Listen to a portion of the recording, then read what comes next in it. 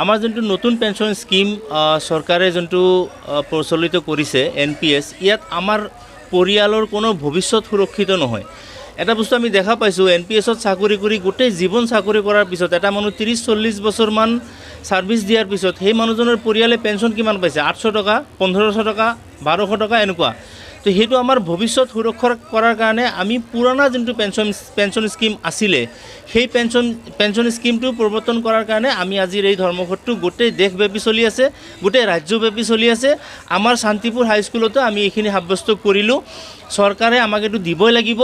আমাৰ এইটো প্ৰাপ্য হয় আমাৰ এইটো অধিকাৰ হয় এইখিনি কাৰণে আমি এই আন্দোলন আমাৰ অব্যাহত থাকিব আৰু এটা কথা আমি ক'বলৈ কুণ্ঠাবোধ কৰা নাই যে সুপ্ৰিম কোৰ্টৰ পৰা এটা ৰায়ো আহিছে তথাপিও এই চৰকাৰখনে এই বস্তুটো দিয়া নাই এতিয়ালৈকে গতিকে আমাৰ যোনটো অধিকাৰ আমাৰ যোনটো প্ৰাপ্য সেইটো পোৱাৰ কাৰণে আমি এই সংগ্ৰাম চলাই থাকিম আগন্তুক দিনত ধন্যবাদ এইটো হল যে নিউ পেঞ্চন স্কিম গোটেই ভাৰতবৰ্ষতে নিউ পেঞ্চন স্কিম যেনেকি প্ৰৱৰ্তন কৰা হ'ল সেই নিউ পেঞ্চন স্কিমটো আমি বন্ধ কৰিবলৈ আমি ধৰ্ণা বহিছোঁ কাৰণ সেই NPS স্কিমটো আমাৰ কৰ্মচাৰীসকলৰ কাৰণে বহুতে মাধমাৰ গতিকে আমি সেইটো স্ক্ৰেপ কৰিব লাগে আমি ডিমাণ্ড কৰিছোঁ চৰকাৰৰ ওচৰত আজি এটা কাৰ্যসূচী এইটো কৰ্মবিৰতি কাৰ্যসূচী গোটেই অসমত গোটেই আমাৰ NPS কৰ্মচাৰীসকলে আজি এইটো কাৰ্যসূচী টো পালন কৰি আছে এতিয়া প্ৰত্যেকটা স্কুল কলেজ বা যিকোনো চৰকাৰী অনুষ্ঠান প্ৰতিষ্ঠানত আজি NPS কৰ্মচাৰীসকলে এই কৰ্মবিৰতি এটা পালন কৰি আছে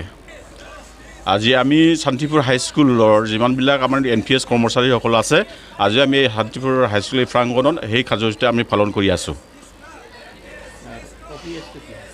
অফিচটো অল পেঞ্চন স্কিমটো বহুত সা সুবিধা আছে এই অল পেঞ্চন স্কিমত যিমানখিনি সা সুবিধা আছে তাৰ মানে প্ৰায়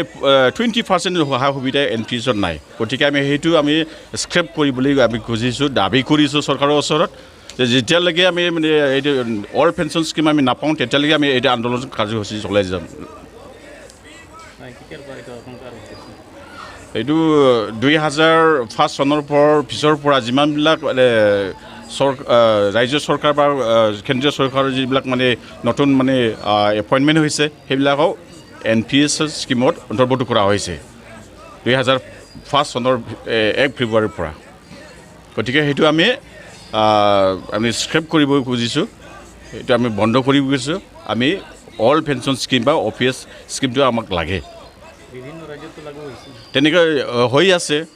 সুপ্ৰিম কোৰ্টেও হয়তো মানে ৰায়দান দিছে যে OPS প্ৰৱৰ্তন কৰাৰ কাৰণে অলৰেডি সুপ্ৰিম কোৰ্টে ৰায় দিছে ফাইনেল ডিচিশ্যন দিছে কিন্তু আমাৰ চৰকাৰখনে এতিয়ালৈকে এইটো প্ৰৱৰ্তন কৰা নাই এতিয়ালৈকে হয়